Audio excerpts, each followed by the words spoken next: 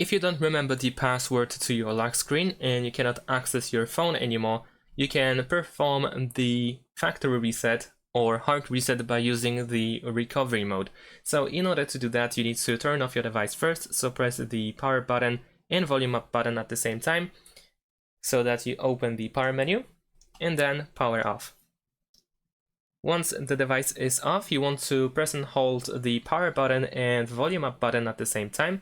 Hold both of these buttons for a couple of seconds until you see the POCO logo, and once you see the logo, you want to release the power button and hold only the volume up button. So now release the power button, only volume up should be now held. There we go. And we are in the recovery mode. In order to navigate, we need to use volume up and volume down. So here we need to choose wipe data and confirm it with the power button.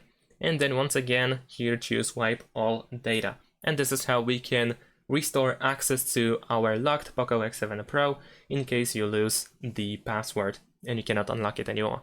Thanks for watching, leave a like and subscribe to my channel, and see you in my next videos. Bye!